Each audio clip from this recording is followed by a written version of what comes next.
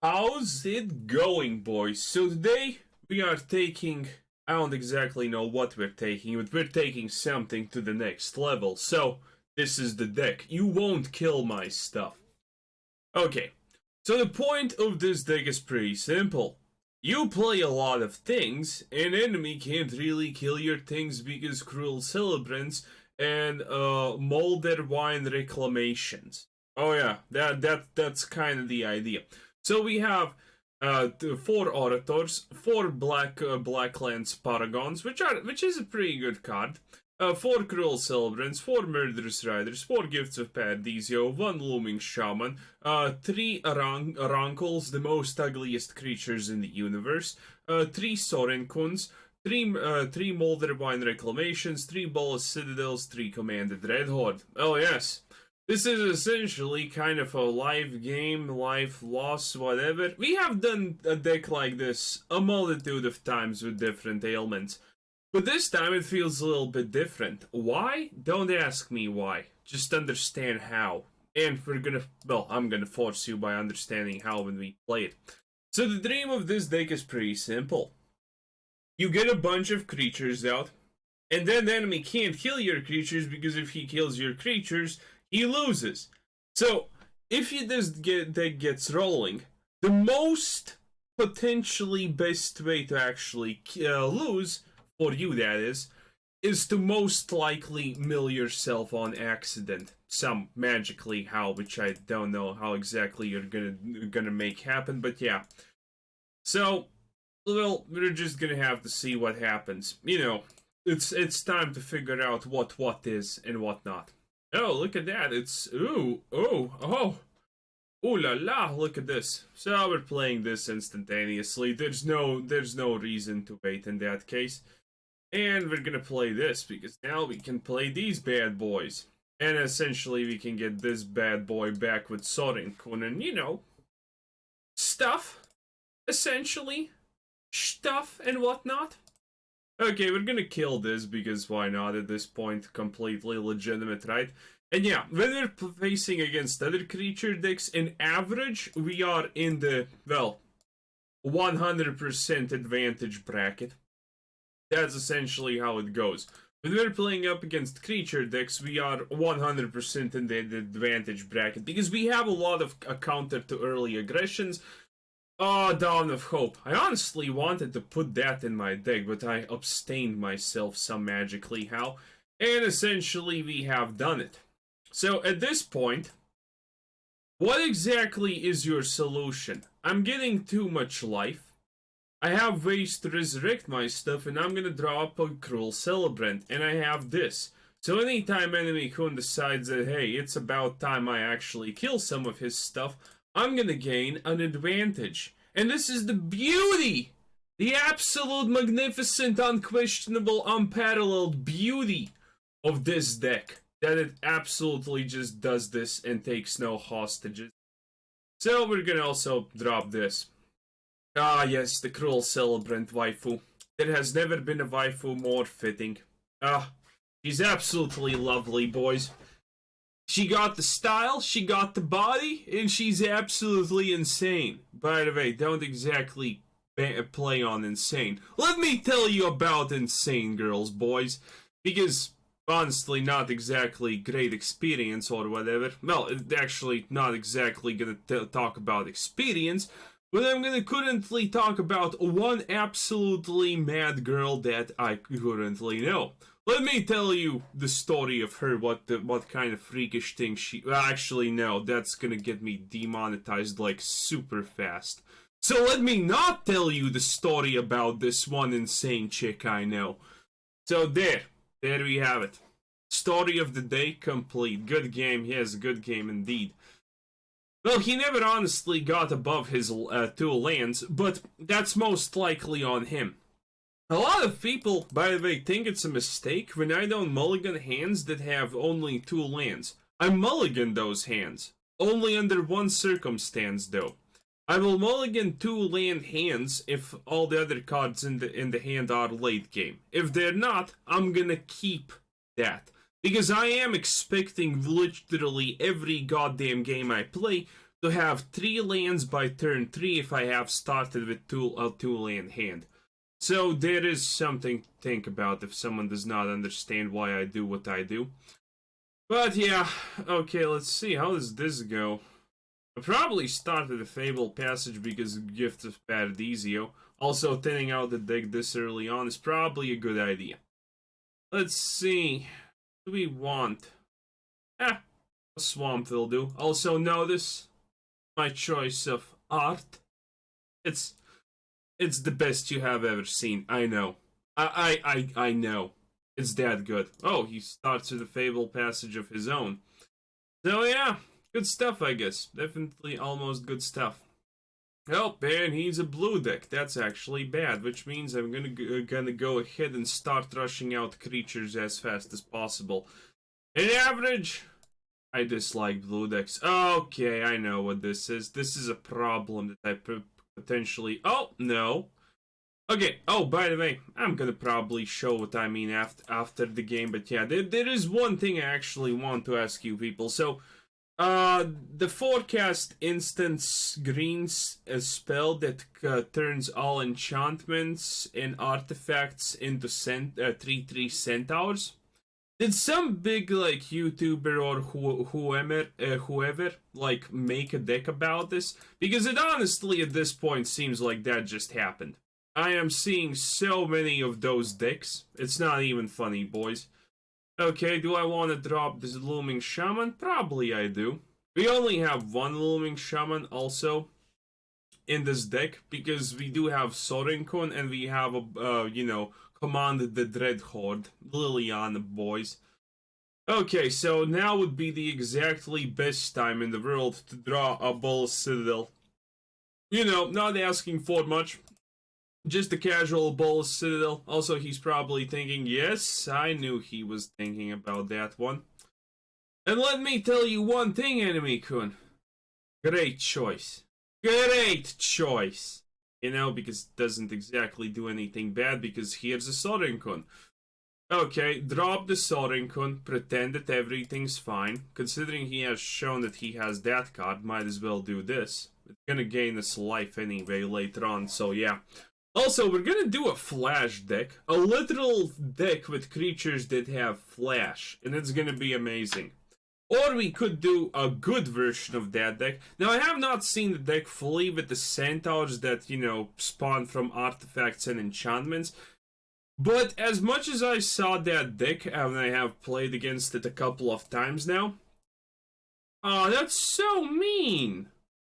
As many times I've seen that deck, essentially, there seems to be one prevalent thing about it.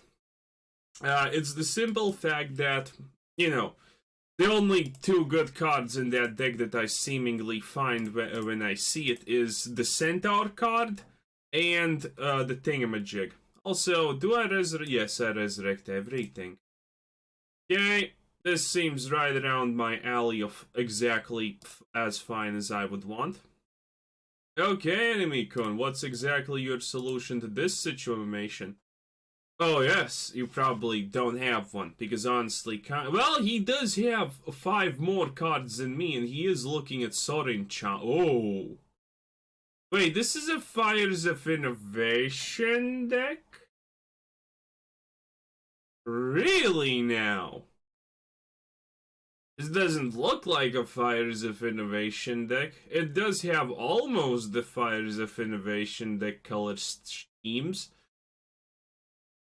Conclave Tribunal, of course. Of course. Another Sorin-kun. Of course. Okay, now it's time to attack.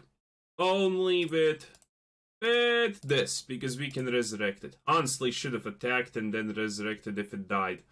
But we're gonna see how it happens and what is. Also, not currently a good situation. The only bad part about this deck is the not really exactly biggest chance and possibility, but there is a big chance and possibility you don't draw a Command the Dreadhorde at the right time or whatever else. so you don't exactly get your Bolas Citadel out in time. Well, or at least when you want it. And what is he gonna do with the Conclave Tribunal in Prison Realm? Also nice, he has a Castle Ventress, which is probably... What? Huh.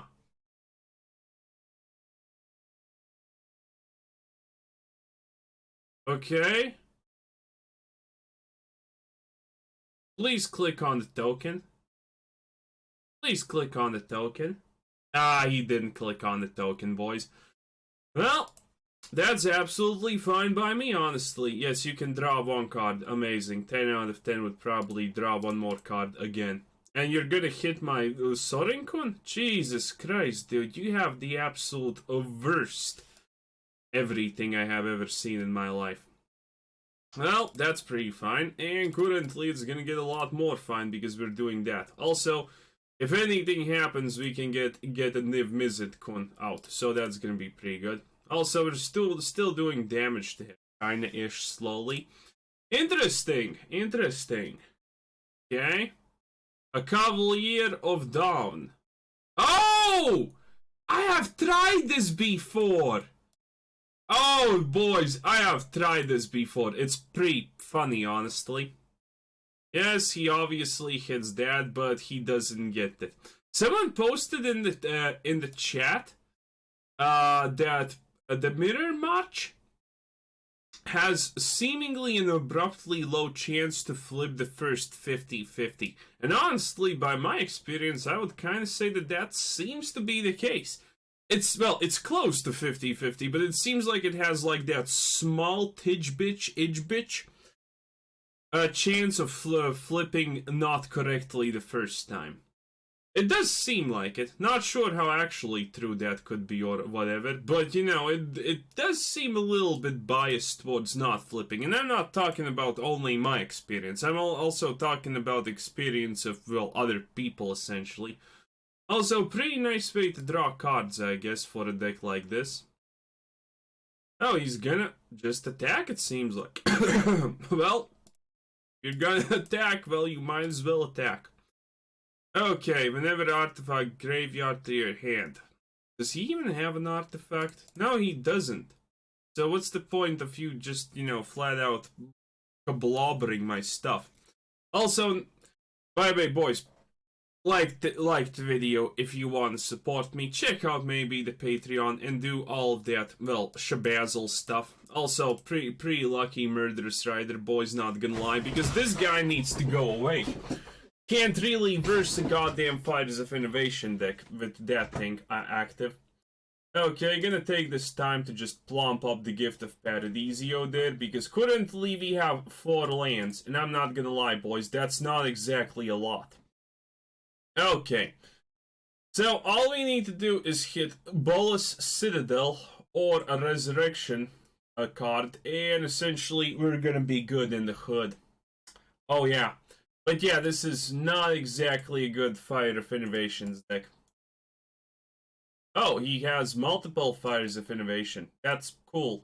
Well, I also have lands now, so that's cool. But is he almost dead? Yes. Is there any single one card he can actually draw and survive? Well, there is that chance for that last, but he already played a land. Unlucky, and I get more lands. Unlucky, but it's fine, because we still managed to magically win. Even though it's not under the best circumstances, because we did not draw any of our cards. Well, we draw Command the Dreadhorde like once, but honestly, that's not exactly the greatest time to be alive. But yeah, this deck is pretty good. When you get to the point where the enemy just doesn't have a solution for you because killing your stuff means he loses, and, you know, not killing your stuff still means he loses, is a pretty good, definitely is a pretty good scenario. So yeah, cool stuff. Also, we could probably, well, slightly, I guess. This is fine-ish, not really, but close enough. We have a 2 card. So, any other mana that we can get will literally empower us to do something. And again, I always do think that we should be, well, statistically very probable to get a land by the third turn of the game. So there you have it. Almost 50% of the deck is lands. Almost. Well, 22. Close to 50. And, you know, 3 draws. Yeah, pretty good chances, probably. But we have this guy, so technically we're fine for the time being. Also, he has the fox. Disgusting. Okay, well, this time we got the Bolas Citadel, just like I kinda asked for. Good stuff. A little bit too late, but hey. Also, how the hell is that Citadel exactly there?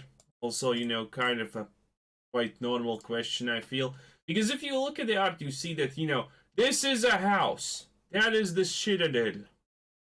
And that's a Domri, who he thinks he's getting for freebies. But in reality, that's a pretty unfree Domri. Why? Reasons! Pip! Ta-da! It's a knight, it does stuff, and I'm already blaming this game to be garbage because unluckiness.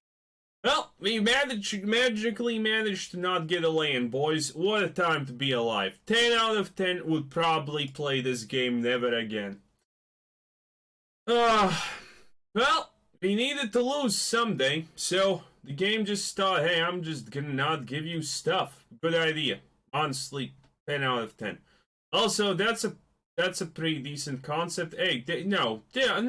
Well, actually, that's good, because that's not a land. I love it when I lose games because lands exist. Well, this is spectacular. Let's just attack this now and see what happens. Maybe he pulls a land out.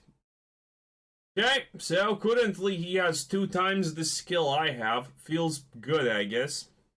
Let's see, what do we not want? Dreadhorde invasion, probably. Okay, boys, so this is the plan now. There's no plan. That's fine. Oh, also, we can do the tip of the day. So, the biggest tip I can honestly give anyone in, like, any situation ever is conceding this game for 1. But 2, learn corruption. You need to understand what corruption is. Let me explain it bluntly. If you have 2 people in the exact same position, and, you know, one of them is doing good and the other one is doing bad, but they are the exact same skill level and everything, chances are the one who's doing good just understands corruption. If you don't understand corruption, chances are you will not accomplish anything, anywhere, anytime. Yay, 2 lands, 2 gifts of Paradisio, this seems good. So yeah. That's just the small thing. If you don't understand how corruption works, how to get favors and whatnot, you're gonna have a bad time. You know, you're not gonna get the contacts you need for life and whatnot. It's just not gonna happen. Okay, so next turn we need to get a land, or the game is, well, rigged again. Please. Like, I understand game, it's hard to, you know, Magic's biggest downfall is the land RNG, but there we have it. 3 lands and exactly not a green one, even though 10 lands in our deck are green. Good stuff. Stuff indeed. Okay, let's see. Ley Lines of Anticipation. How will I probably lose to this? Well, it's probably going to be real easy or something, not gonna lie. Okay, so what can we do here? If we had the correct land, we could play on something. Maybe he doesn't have lands. He hasn't played anything. Or maybe this is an aggro player. Excuse me, a red aggro player.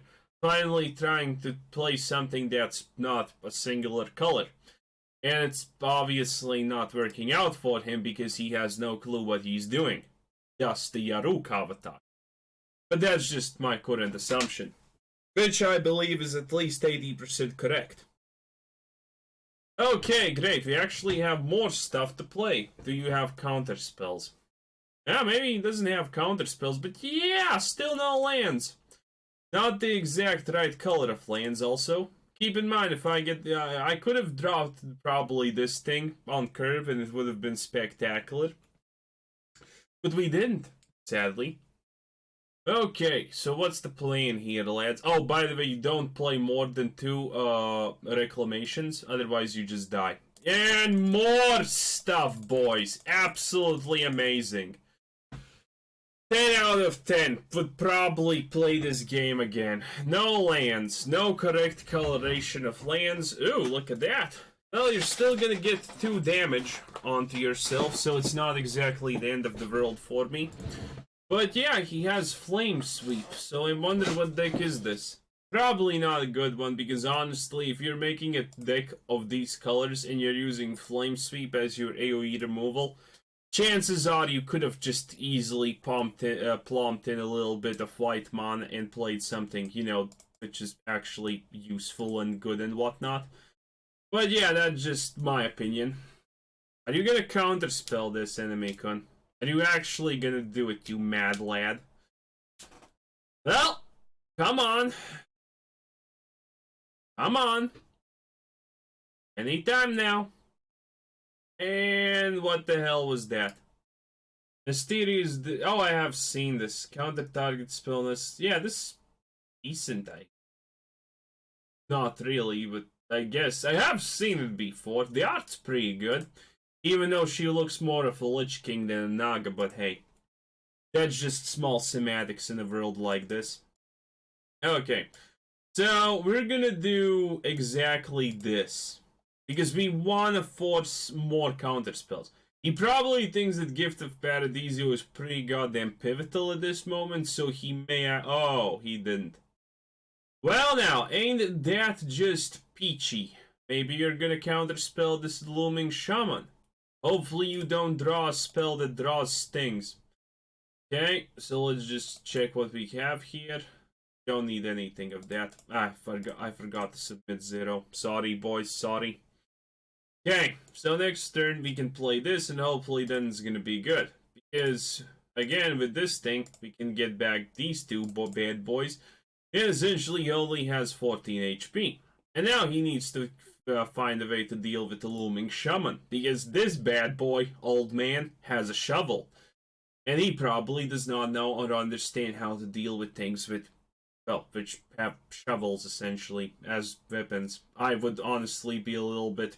starstruck also. And whoo! Table Kun. It's your lucky day. Okay, so we're gonna do this, and let's see what he does now. Oh, he's looking at it. Brace yourself, Table Kun.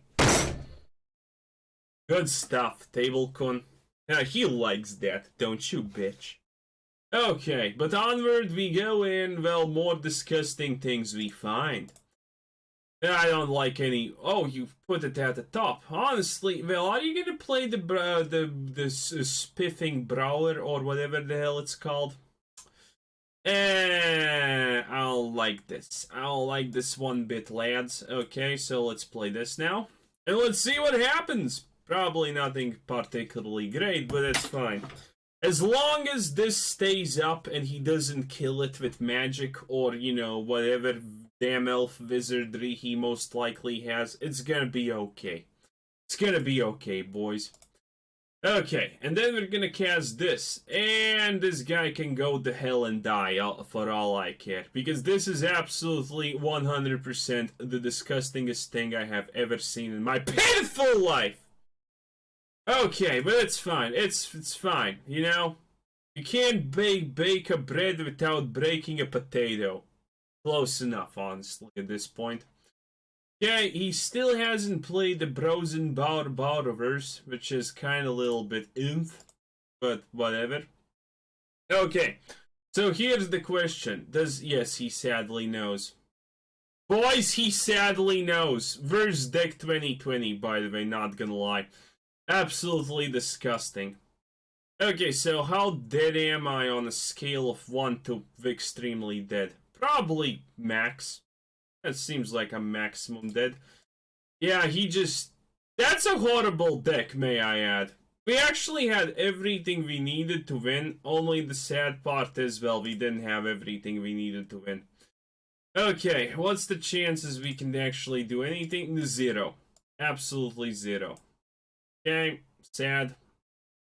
Oh god, just Brazen Boverer or Locus. Yeah, that's essentially what just happened. That is literally essentially what just happened. 10 out of 10. Well, you know, sometimes you win, sometimes you lose, sometimes you don't get lands. Honestly, if we just got the lands a little bit faster, it would have been hugely better. But yeah.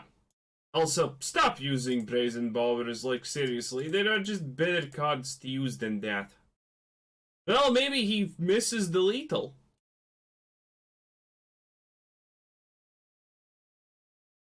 Yeah, I think he has this. Yep, he figured it out. It seems like he definitely figured it out. Well, that's sad. But, you can't expect much from Magic. It's not really a competitive game. Or, you know, anything at all competitive ever. But that's fine. So, anyway, that's pretty much the deck. It's pretty fun when it works out. But, you know, sadly, sometimes it just doesn't. Because reasons. So, yeah, anyway, this was Kuzer Sensei. Thanks for watching, subscribe if you haven't already, check out my channel, check out Discord, check out the Patreon, check out everything, and have a nice day. Bye-bye!